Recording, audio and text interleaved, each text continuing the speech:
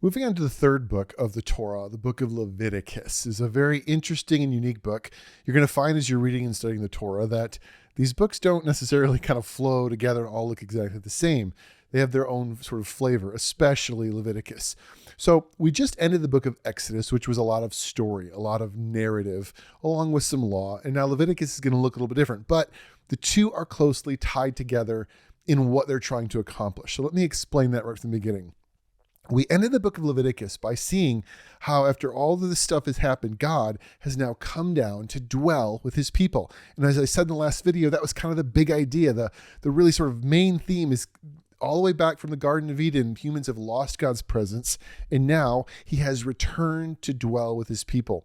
They built this tabernacle, a tent that would soon become a temple, all these instructions and things, and then the Holy Spirit, the very glory of God comes down and is now with them. So now that God is with them, they have to now know the proper way to handle and maintain God's presence. So what we have here in Leviticus is a book of, we'll call them laws, sure, rules, whatever, regulations, stipulations, that will essentially outline how the people are now to relate to God and each other and what their obligations would be as God's nation of priests. They are all an entire nation of priests, so they all have roles to play. But, and here's where things can get a little bit tricky, and I want to hang on to this. While they are all a nation of priests, there actually were a very specific group of people who were actually set apart, even among Israel, to be priests. They were the tribe of Levi. Notice the connection there. The book of Leviticus.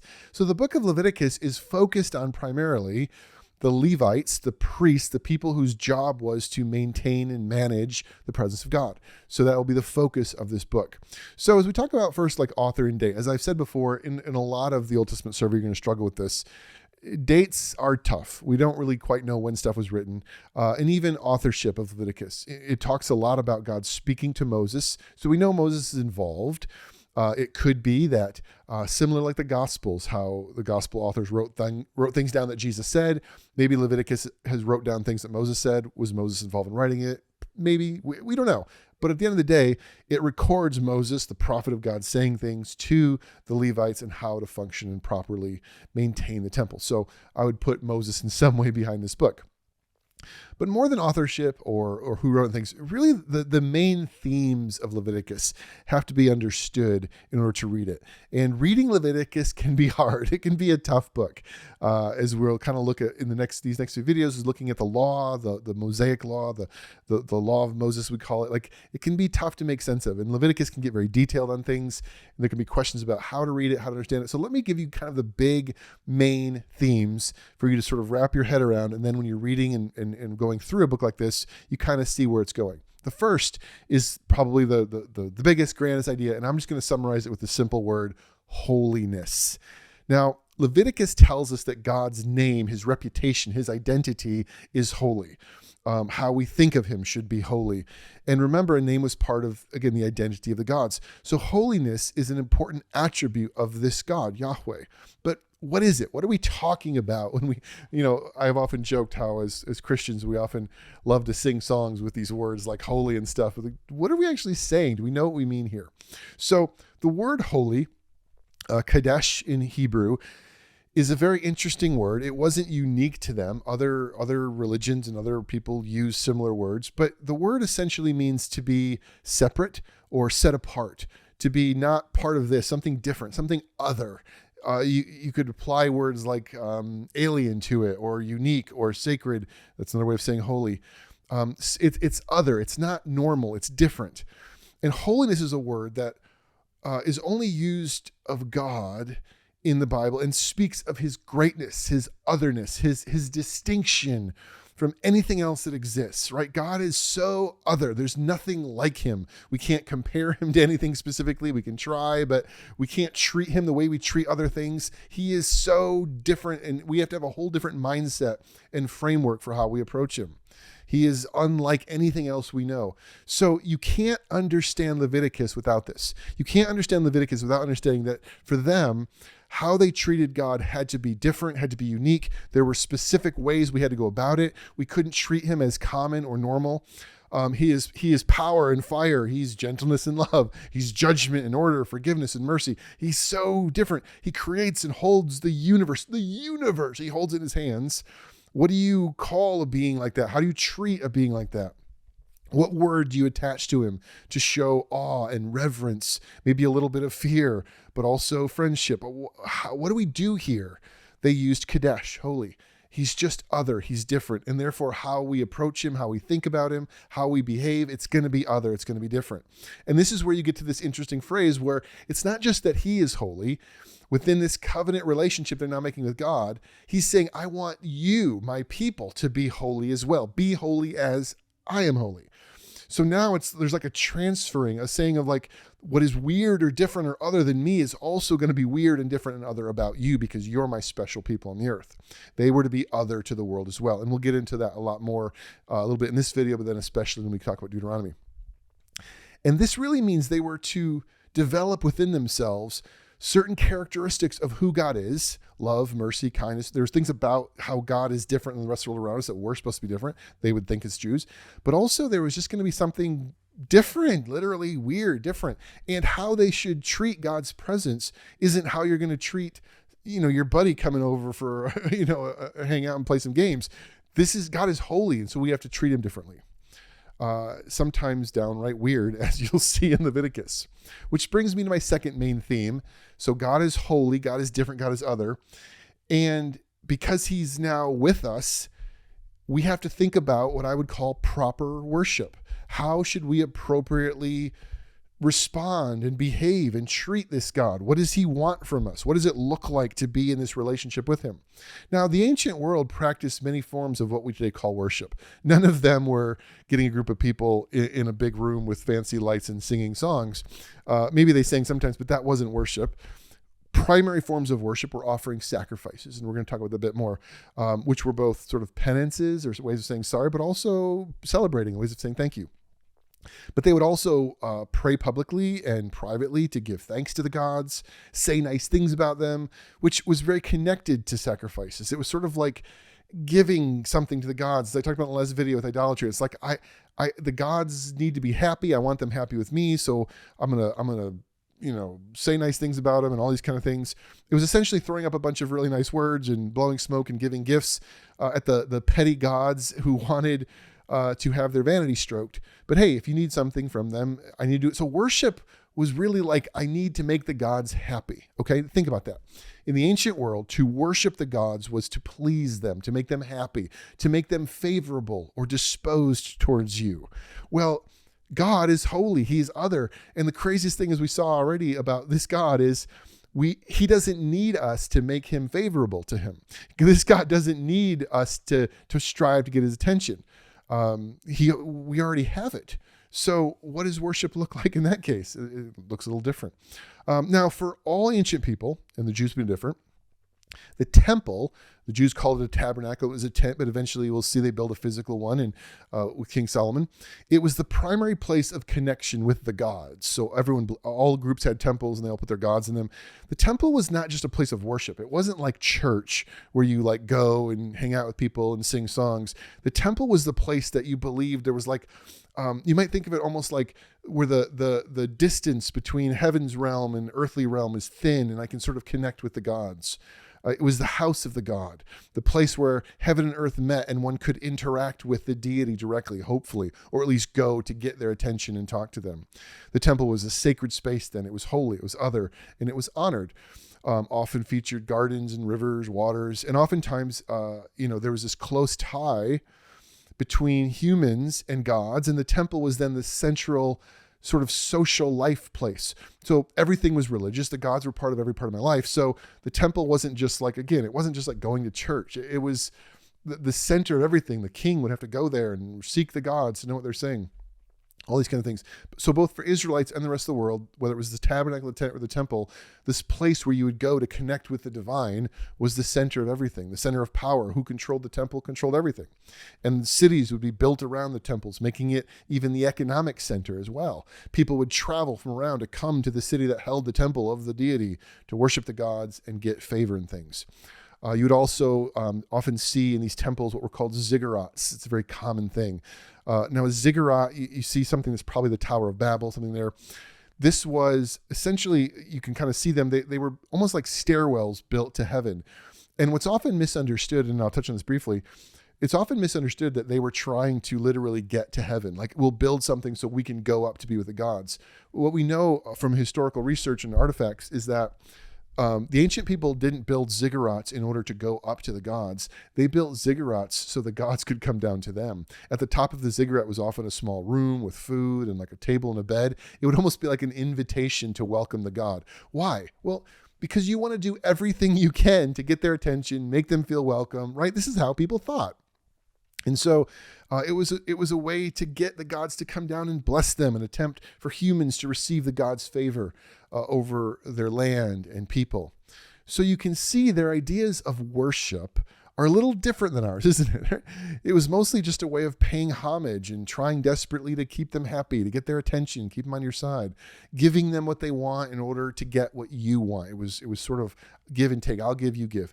A continuous effort to earn favor and grace from the gods through any means necessary. That's how they thought of worship. Now, side note, this is where it can get a little dicey too as we study the ancient world.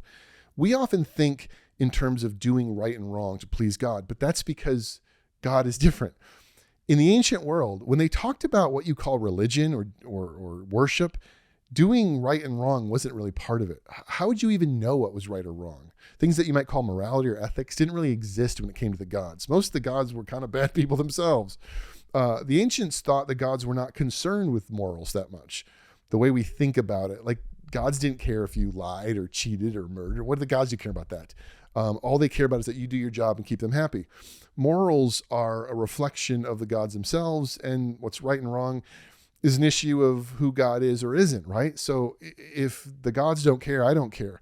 And since the ancient gods were kind of fickle and broken like humans, morality wasn't part of this religion thing in the sense that we see it from a perfect divine being. The idea of being good would not have registered religiously the way that did for them. So where do we get that? Well, because when the one true God Yahweh shows himself and his holiness to his people, one of the big differences, what makes him so other or unique or different than the other gods, is that number one, they don't have to work for it. They don't have to like try to earn his favor. He just came out of grace. He just blesses them. And then two, when God starts talking about what he wants, it's often dealing with how people behave and act, that they were to actually live and behave differently. They were to be holy than everyone else. So the Jewish people now had a whole new concept or new way of thinking about religion that was unique in the ancient world, that God actually cares about how I live my daily life and that how I treat other people and how I treat him all matter. And so what you begin to see in the book of Leviticus, you saw it a bit already in Exodus, we'll see it all the way through the rest of the Torah, is these things we call rules or laws of God explaining this is what I want from you. This is what will make me happy. Not you killing something and saying flattering words to me, but you loving other people or whatnot. But it also means taking him seriously and being obedient. He loves them, but also doesn't want them treating his presence and blessing as a small thing. He expects them to see it as heavy and weighty. Oftentimes the word glory is a word that means weight or heaviness. There's something serious here. God is different than other. He wants our lives to be different. He wants us to treat him different. He wants us to take this thing very seriously. He's not just this sort of distant part of life or whatever. He is the center of all of our lives now. And the only narrative or story in Leviticus is actually a story about punishing Aaron and his sons for not taking God's presence seriously. God's presence wasn't something to be trifled with. It was a big deal, and he had strong expectations about who could come before him and all these kind of things. So this is what Leviticus is about, taking God seriously, understanding what he wants, because he was very different than other people. And that brings me to my third big idea, restored relationships. More than, hey, I want you to sacrifice this way, or I want you to, like, at the core of all of this is for God to continue to dwell among sinful, broken humans. Like, there is a problem here. Like, what was intended to be humans walking in hand with God has now been ruined because we've broken things, we've rebelled. Now, the best they can do is this physical place where the presence comes, but we got to take it seriously, we got to care for it. And so when it came to caring for the presence of God, only things that were considered holy, or you'll see this word clean, were allowed near his dwelling. So the book of Leviticus is all about how they were to care for God's house and care for life the way that God wants them to restore things, getting things back to what they're supposed to be. So many laws were about how to restore and maintain a healthy relationship with God. But others were about being healthy as a society and treating one another in a way humans were always meant to, reversing the broken cycle of murder, vengeance, greed, and abuse. So you're seeing the laws about each other and with God. Sexual purity, legal laws for rule of law and safety and security within a community, loving one's neighbor as a basic essential for God's new family. You'll see laws about equality, debt, slavery, marriage, jubilee, Sabbath rest, all these kind of things. Rules about how to survive living in the desert and avoiding disease and death. The laws from Leviticus point two directions. They point up and down vertically. Here's how you relate to God. And they point horizontally. Here's how God wants to relate to each other. God is restoring and rebuilding humanity. He's creating a template for what he wants from us. It's different than the rest of the world. It's holy, it's other. And Leviticus begins to show it to us. So let's talk about the structure of the book. We'll kind of break it down and cover some things as we go through. It shifts from big concepts with the phrase, and then the Lord said to Moses, kind of shows different ways. But the shifts are regarded to topics of the law. The whole book is fairly unified in style. It's mostly a rule book. It's a law book. It's a maybe if you have a job and your first day, they hand you like the staff handbook. Here's what we expect if you're going to work here. Leviticus was like the staff handbook for the priests. So the first 7 chapters are all about offerings. Now offerings, this can get a little dicey. I'm going to spend a little time on this. Contrary to popular belief, not all sacrifices were meant to say you were sorry or ask for forgiveness. That's kind of we've gotten into our heads, unfortunately, that a sacrifice meant I'm guilty of something, so I have to kill an animal. That's actually not the case. Many sacrifices were simply gifts, offerings, saying thank you, which was a huge aspect of worship. It was honoring God and offering something to him and saying, I want to give this to you as a way of saying thanks. And oftentimes they would bring animals into the temple and kill them, sprinkle some of the blood, we'll get into that in a minute, and then butcher up the meat, and you would take the meat home and have a party with your family to celebrate God's goodness. There were also fellowship offerings relating to doing life with God, sharing a meal, celebrating. Again, you'd take the meat home and you're like, we're grateful for who God is, and we're doing this as a remembrance of him. Now, you also had something called atonement, which was, I want to slow down and walk through atonement a little bit. Atonement is ultimately about healing a broken relationship, making up for. The word atonement is an English word that comes from at one meant, at one, for two things to become one again, to something divided to become whole again. But when we say atonement, this doesn't mean forgiveness necessarily. Forgiveness is a different word. It's involved, but it's different. Rather, this word at one meant, the Hebrew word kippur, literally means something, and it means something closer to purge or to separate or to take away, to purify or wipe clean. On the Day of Atonement, they had this celebration where the priest would ceremonially take all the sins of the people and put it on a goat, the scapegoat, and take the goat out into the wilderness, away from the people, to purge them, to get the sin away. Because sin is something disruptive. Sin is a cancerous. Sin is something that corrupts us and makes us, we need to get it away. We need to get it out of here. So atonement is doing away with those things that are causing our problems. Now, if there's a problem in our relationship, atonement could be, I need to do something to make amends and get it right so we can be at one again. But here in Leviticus, it mostly referred to the temple itself, not the people. That's important. It usually referred to the temple.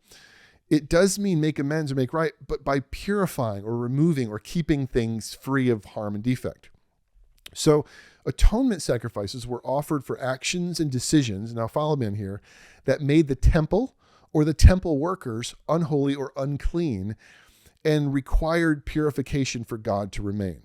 And specifically, blood served as that cleansing agent, probably because it symbolized life.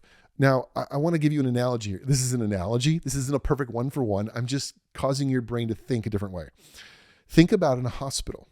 To atone in a hospital is to take bleach or other things and clean everything of disinfection and impurities and make sure it's fully sterile for health and healing to happen, right?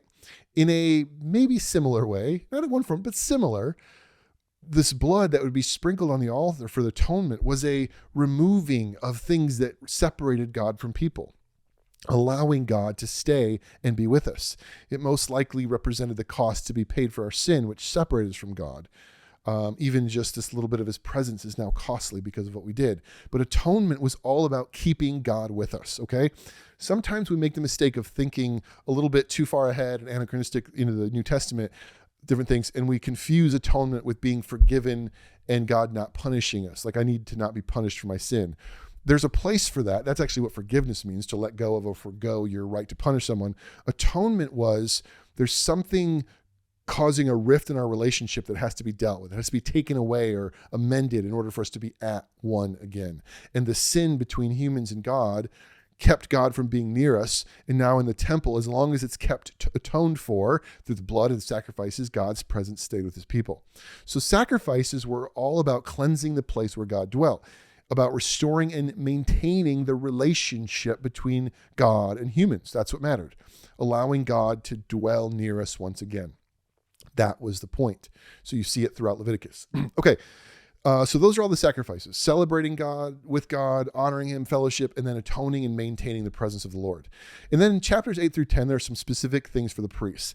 And even though the intention was for the entire nation, again, to symbolically represent God to the world, they still needed actual priests as a job to minister in the tabernacle. The entire tribe of Levites were chosen. There were 12 tribes. 11 of them were to live normal lives. The 12th tribe, the Levites, were set apart. You're the ones that are going to work in the temple. That's going to be your job. So here's instructions on how to do that. Priests were kind of the worship leaders in that they handled the temple work. Sometimes they were singers. Oftentimes they were butchers. They could be teachers. They were the ones that knew the law. They were like you could, in a guess your kind of way, they're like the pastors, I suppose you might say. But they weren't leaders of the people. So like today in churches, pastors are kind of leaders of the people. The priests were like the worship leaders. So that was a bit different. I want you to make sure you keep that. The priests were responsible for proper worship in the temple, maintaining God's presence. Now, in chapters 11 through 16, you get to this section of clean and unclean. And I want to slow down a moment and help us think through this. It's often mistaken wrongly that when you see clean and unclean, that the Bible is talking about things that are sinful or not sinful, like right and wrong. That is not how to understand clean and unclean. It's not how they use these words. Clean and unclean is something closer to acceptable or unacceptable, dirty or muddy, sterile or has bacteria. Now, these are not sin or moral laws. They're laws that spoke specifically to who could enter the temple and perform the sacred rites of being near God's holy presence.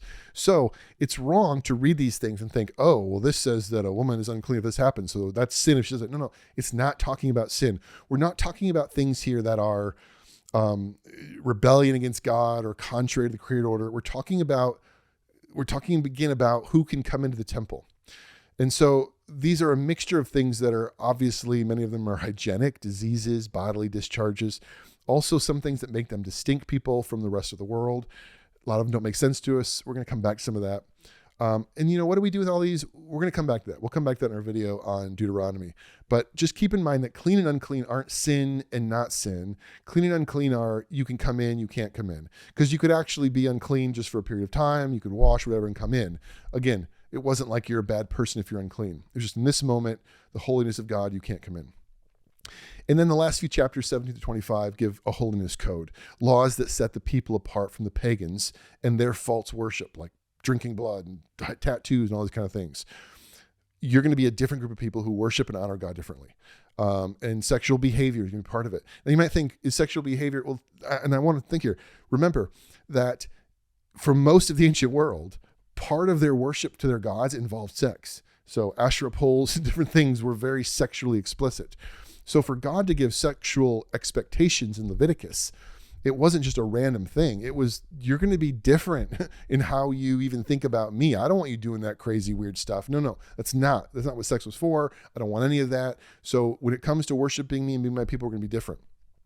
So whether it's being a good neighbor or how to perform sexually, all these things are related to what it means to be holy as God is holy. Liberation for captives, forgiveness of debt is a truly completely different kind of people than what the world had ever seen at the time. Now, lastly, miss this. It doesn't mean that the laws made people holy, okay? That's not the point of what's happening here.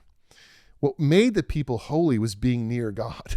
His presence was what formed and transformed them and made them different. The laws were about maintaining the relationship with God so the people could stay near him and have his presence.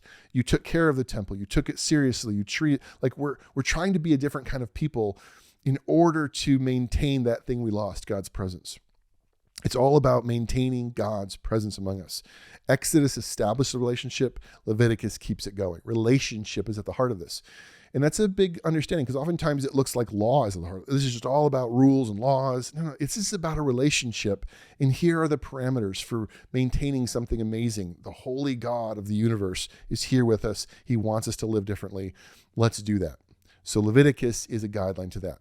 Now, in our next video, we're going to continue the story. We're going to jump into the book of Numbers, which takes a bit of a shift because now we get back into some of the story, but there's still some laws in it.